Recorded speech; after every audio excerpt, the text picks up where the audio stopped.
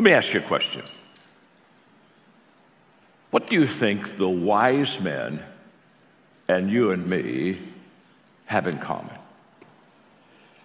I've been thinking a lot about my lesson I'm going to give today, titled, What Happens When You Follow a Star and Find a Stable? What happens when you have high expectations? I mean, this is a majestic star, and we followed it for days.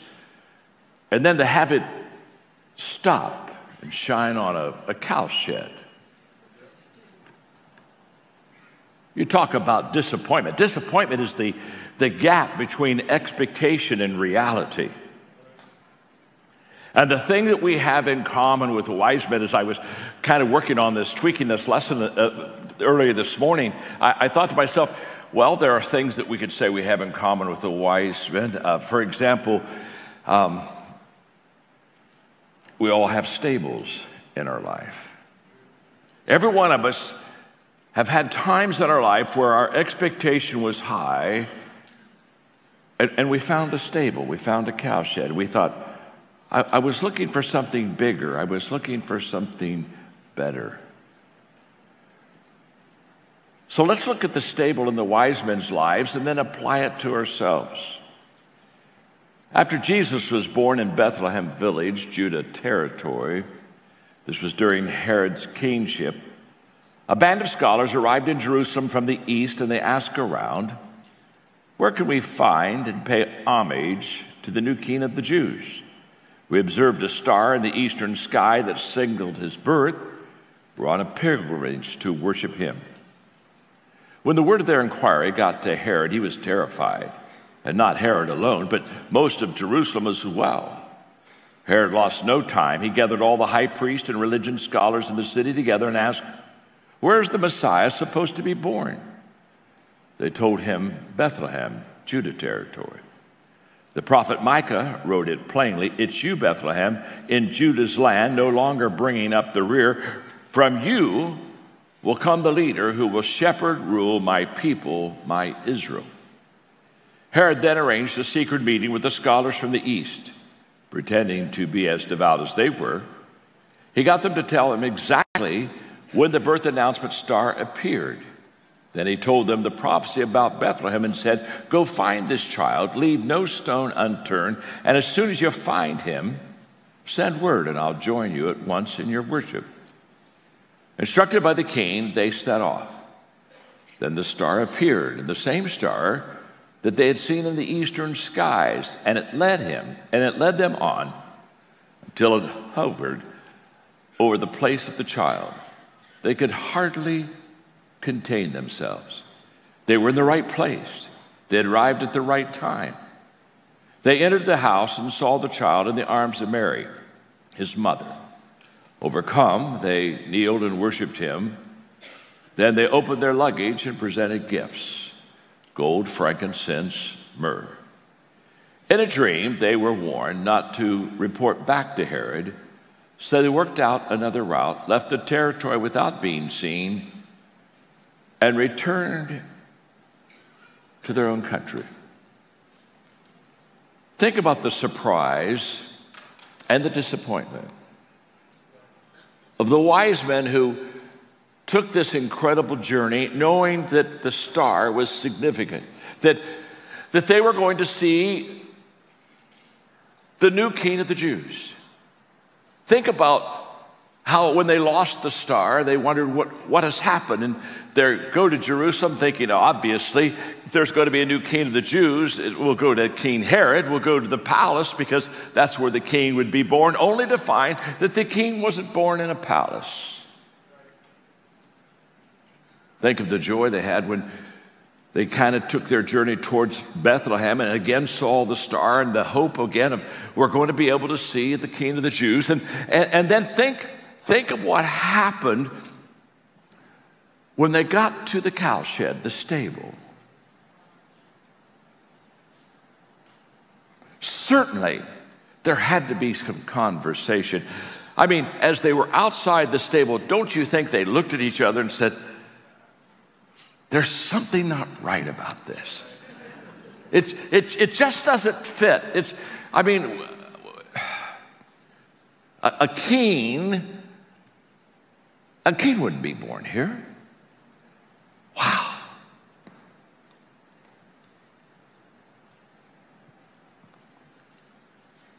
You see, these wise men had such great hopes, and they came and found a stable. And the difference between wise men and most of us is they take disappointments and turn them into divine appointments. They take something that was small and insignificant, and they find something that is huge and very significant. They find something that is quite disappointing and find out that it is incredibly enlightening. And how do we do this? How do we, like the wise men, how do we, in our stable experience, because every one of us in this room, we have a stable story. I've got stable stories in my life. Every one of you, if I had time to come off the stage, and if we could walk around and we could have conversations, every one of you could talk about stable stories in your life where you had high hopes and then they were dashed. You had an opportunity and it vanished. It was kind of like we were set up and then we were set down. So let me give you 3 things that wise men do that every one of us can do it. And let me ask a question before I give you these things. How many of you would like to be, forget wise men, for a wise person, huh? How many like to be wise? Yeah, I'm just looking at you, okay. How many of you wish the person that beside you would have raised both hands because they just desperately need, oh my gosh, wouldn't it be wonderful if they could get some wisdom, okay? Okay, so look at your neighbor and say to them at this moment, take good notes and you can become wise. Go ahead and tell them that, okay? In fact, you can say to them, this is so important to me, I'll take notes for you. So how do we turn disappointments into divine appointments? Number 1, wise men look for God in the stable. Let me talk to you about God perspective now. God perspective is what we as Christ followers should have. A God perspective is the ability to see God in every situation. It's the ability to see him in the palace, but it's also the ability to see him in the stable.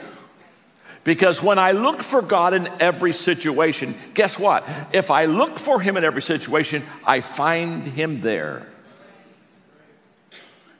We see what we're looking for. There's a difference between looking at something and looking for something. I'm not talking about looking at, I'm talking about looking for. You see, when you look at, you can be a very casual observer. When you look for, you're very insistent and intentional in seeing God. We see things not as they are, we see things as we are. How we view things is how we do things. If I could do anything for any of us, I would help us to have what I call a God perspective, the ability to look at the stables in our life and see God in every situation, to look at something, but to look for something.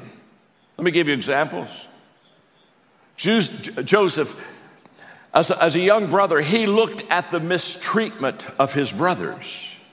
They mistreated him. He looked at the mistreatment, but while he was looking at how he was being mistreated, he was looking for the God who gave him the dream. In fact, at the end of his life, he would say to his brothers, you meant it for evil, but God meant it for good. How would he know that? Because in his stable experience, he was looking for God in it. Look at Job. As he sees the total loss of his family, as he sees that he's looking at loss of family, loss of possessions. He's looking at those things, but he's looking for God to give him strength. That's why he could say, the Lord gives, the Lord takes away. Blessed be the name of the Lord. How can he say that? He can say that because he's looking at what's happening to him, but he's looking for God in every situation. Look at David, who lives in a dark, cramped cave. He's looking at the cave that he's living in as he's a refuge, but he's looking for God as he quotes the Psalms. Paul is looking at prison bars as he's writing letters of encouragement to the saints. How can he do that? How can he be surrounded by prison bars? He's in a stable. How can he do this? Because he's looking at his surroundings, but he's looking for God in his surroundings. Even when the wise men, when they came to the scholars in Jerusalem. Isn't it interesting? They were looking at the prophecy, they were looking at the scripture, but they were not looking for the king. It's possible to even be in God's word and miss him. Where the wise men, they were looking for the king. Here's the problem. Here we go. When we are looking at our stable, the stable, that's our circumstances. Sometimes they're not what we want them to be. Sometimes we're disappointed. When we're looking at the stable, but we're not looking for God in the stable, we have a challenge. We have a problem.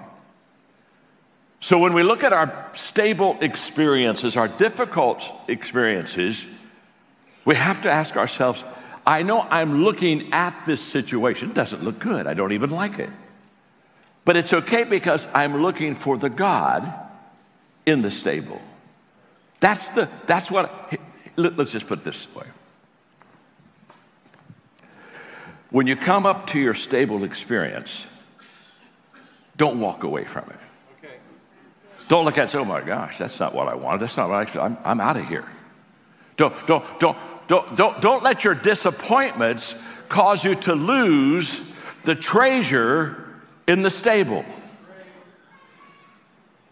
And by the way, while you're thinking about it, when you see your stable, don't walk around it.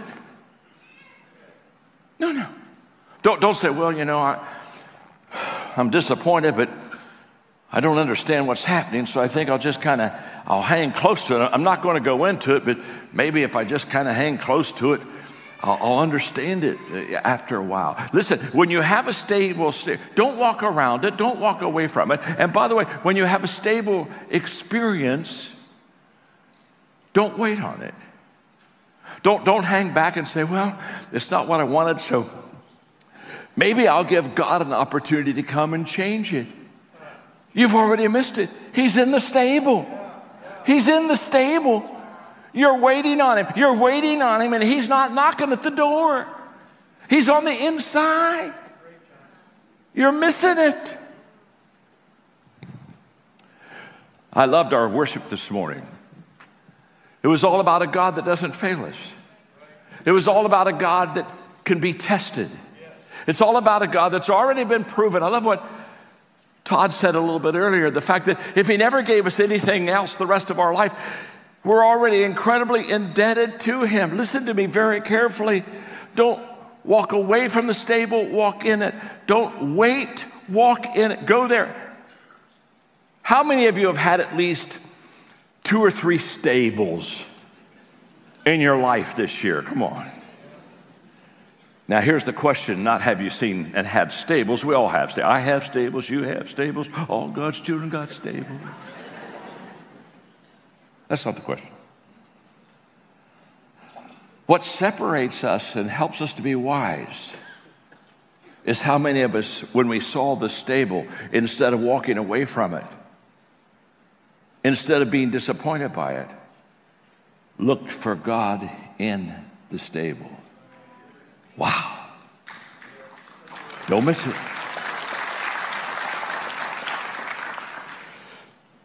You want to put God before you, and you want to put the stable behind you. But most people do the opposite.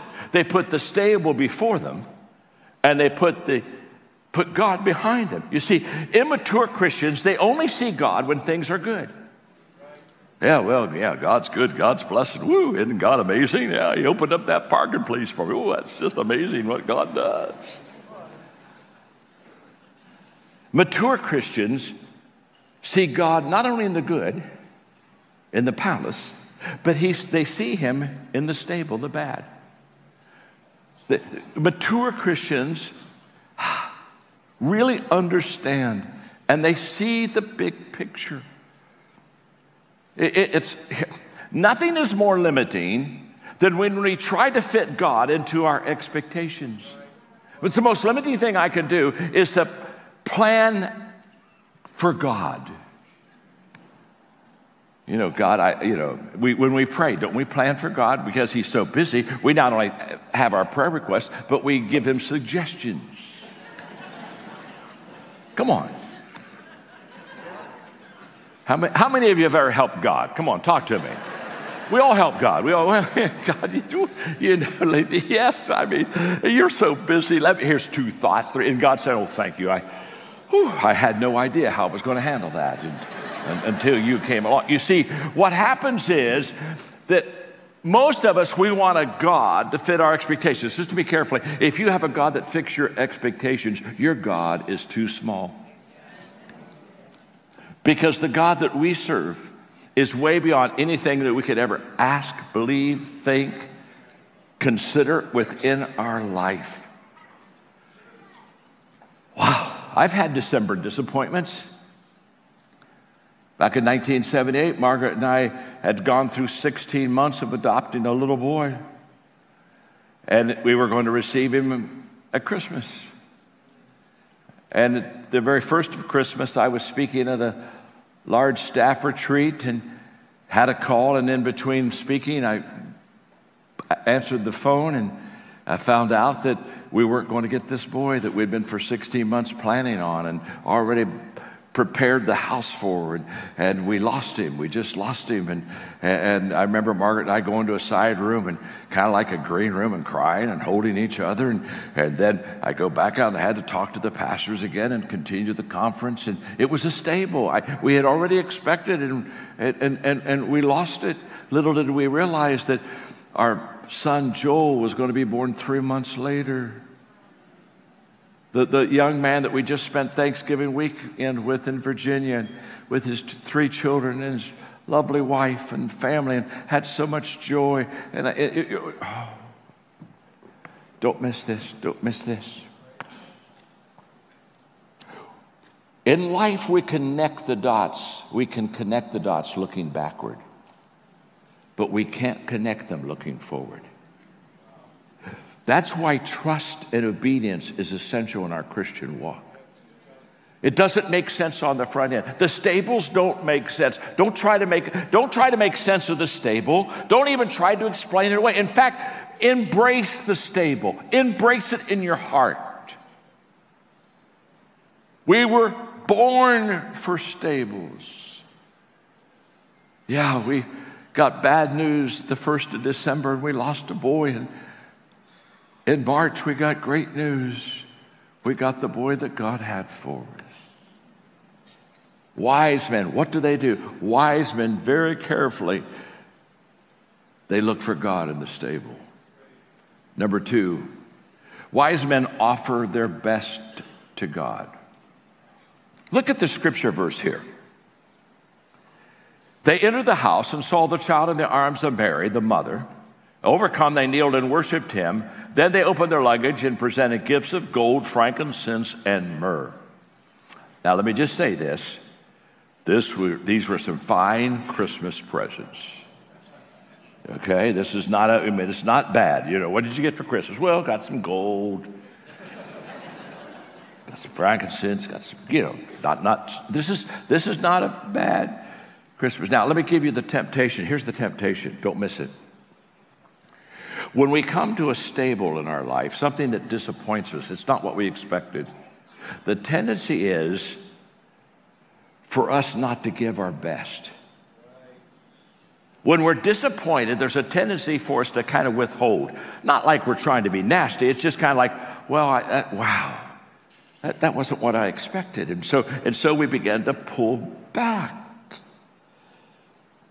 When I was watching today and listening to Todd and Julie talk about the Christ birthday offering, I thought to myself, what a beautiful opportunity I have as a member here. What an opportunity we all have to bring our first Christmas gifts to Jesus.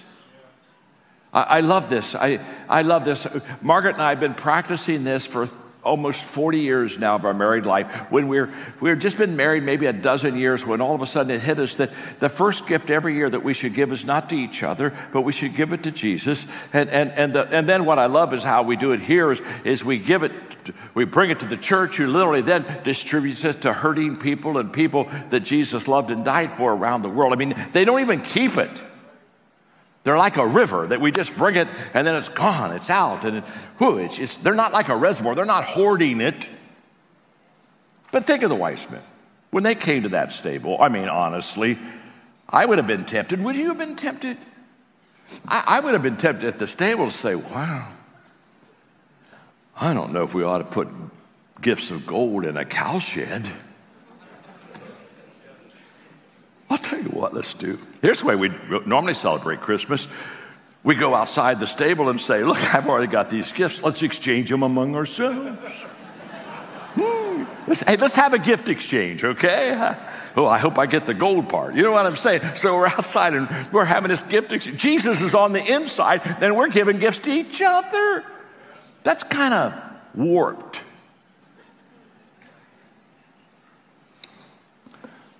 Only deluded Christians could do something like that. Wow.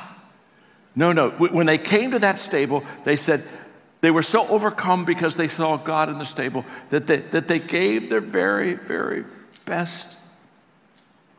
I have another stable story along this line. It's when I was making my change from pastoring of 20 years to going into what I do now and kind of leaving the church world and going into the secular world. This was a real challenge for me. I had the 10th largest church in America. I was written up in a book on the most influential church in the country, and for 25 years I've been pastor, and all of a sudden I lost that identity, and now I'm going to write and speak. Somebody said, "What do you do?" Well, I write. Oh, good, that's nice. I speak. Well, I do a little of that myself, you know. So I was talking to God about my stable. I was leaving my palace. I was in San Diego. Everybody knew who I was. We had the most influential church in Southern California.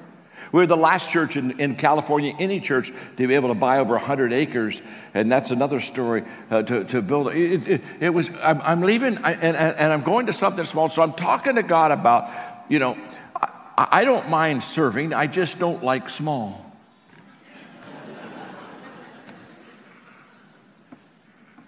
I want to serve in a grand way. And God gave me this incredible little poem. It's on your screen, don't miss it. It's called Little Places. Father, where shall I work today as my love flowed warm and free? And he pointed out a tiny spot and he said, tend that place for me. And I answered him quickly, oh, no, not that. Well, no one will ever see, no matter how well I do my work, not that little place for me. The word he spoke then, it wasn't stern. He answered me tenderly. Bethlehem was a little place, and so is Galilee.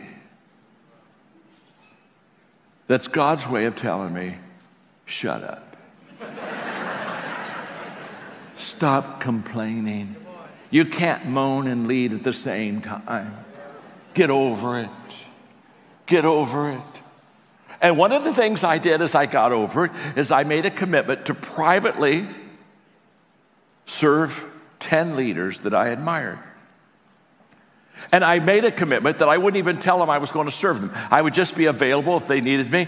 And I'm serving these people. They don't even know I'm serving them. I'm just serving them, and they just think I'm really a nice guy and I'm a good friend. And one of the people that I made a commitment to serve was our own founding pastor here, Tom. I made a commitment to serve him. He didn't have a clue. Honestly, he still doesn't, but that's issues I can't help you with and explain. He didn't have a clue. But I was just doing my best to serve him. I'd come down when you were small, and I'd talk to him about church growth and leadership, and I just served him. And we were in Africa doing some stuff together, and he told me that he was a little flat plateaued. He wanted to see the church kind of be spiked up. But I can still remember we were outside by a pool in the hotel in the afternoon before the evening session. I said, Tom, you know what, if you want me to, Margaret and I, we'd maybe move down there, and if you want me to, I'll every once in a while teach for you. If you'd like that, you just think about it and pray about it. And he didn't pray at all. I've never seen anything like it. He just grabbed a hold of me like I was a recruit for a football team or something. There was no prayer. There was no talking to God. He didn't even discuss it to the Lord. I don't even think the Lord knew about it. Now, I'm leaving my identity and everything. I'm in the stable of the unknown. And look, God was in this stable, and look at us today and where we are because of that stable experience. Isn't it beautiful? Wow.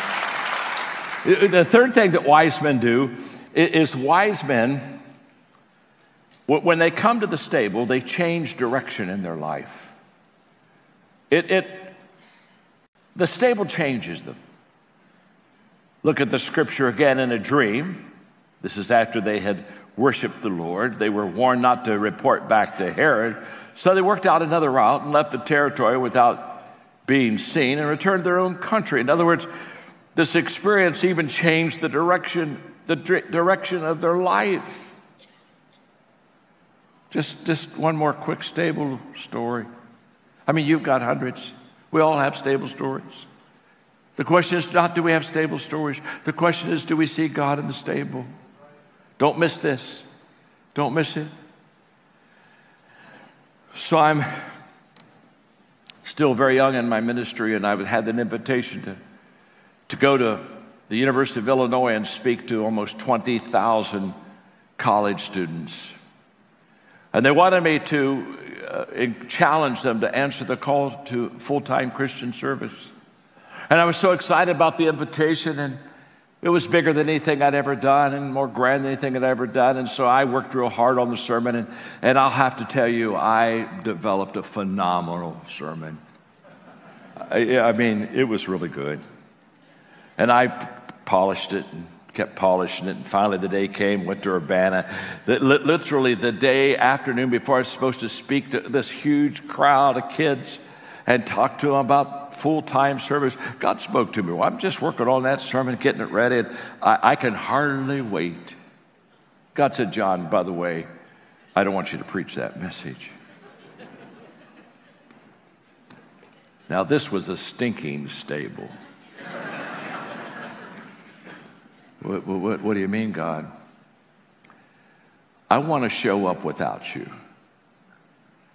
All I want you to do is go out on stage and look at those kids and say, I know God's already been talking to you in this 2-day conference, and you're ready to answer the call. And if you want to go into full-time ministry, I want you to come forward and put your ID cards on the stage. He said, really, that's all I want you to do?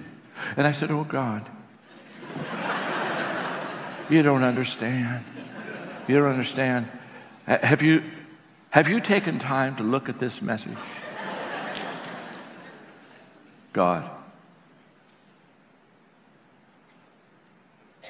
awesome. Yeah, I've looked at it, John. I don't need it, don't need you. Just do what I say. Now, I would like to tell you that I said, oh, thy servant heareth. But this servant heardeth, but didn't doeth. And I can still remember walking out on stage, almost 20,000 kids, and trying to preach a message that God asked me not to preach. It was the most devastating, humbling, horrible experience of my communication life. For 3 minutes, I stammered and got up there and tried to say things, and they weren't coming out right. Finally, I just looked at the kids and said, "You're seeing a living example of disobedience to God." He didn't want me to preach this message, but I wanted to preach this message. He wanted to receive glory, but I wanted to receive glory. And you're going to have to forgive me.